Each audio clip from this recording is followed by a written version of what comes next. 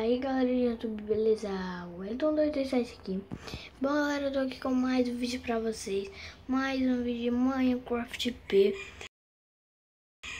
1.14.0. Tá aqui no cantinho, dá pra ver.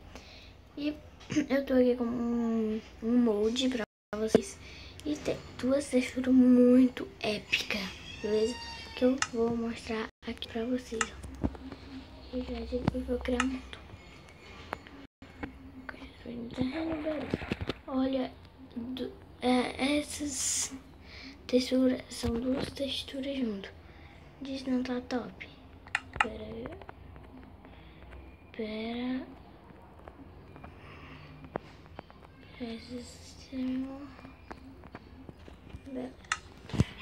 Gente, eu não tô com minha skin porque ela bugou e sumiu, beleza? E não tinha canto nenhum.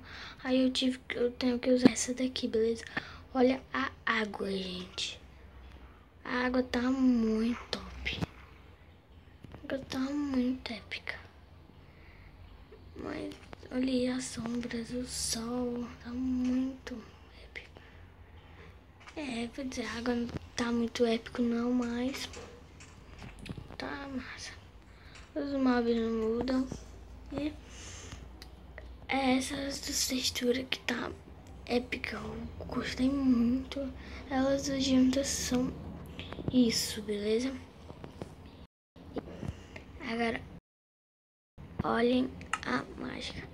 A gente sempre em survival, sério assim, sempre tem que começar a pegar madeira. Resolveu o problema. Agora esse multi. Pro Block Launcher, baixar o Minecraft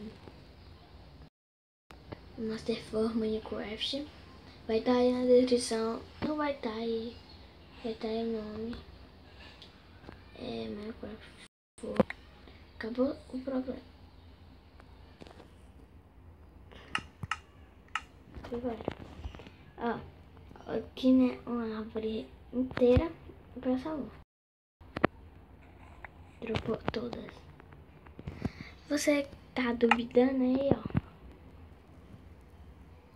Pera. Você que tá duvidando aí, ó? Botar em sobrevivência. Todos os machados. Só pega mais todos os machados. Ó. Vai duvidar? Tá.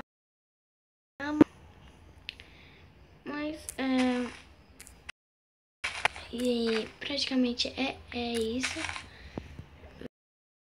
Vai voltar. A também tá muito épica. Mas isso. Pessoal. Pera aí, cara. Agora sim, deixa eu dar uma paradazinha aqui. Então, é isso. Espero que vocês tenham gostado. Quando falar de vocês, like, favorito é muito importante na divulgação e do canal. E aí, beleza? Divulguem mesmo o canal e fui. Tchau, valeu.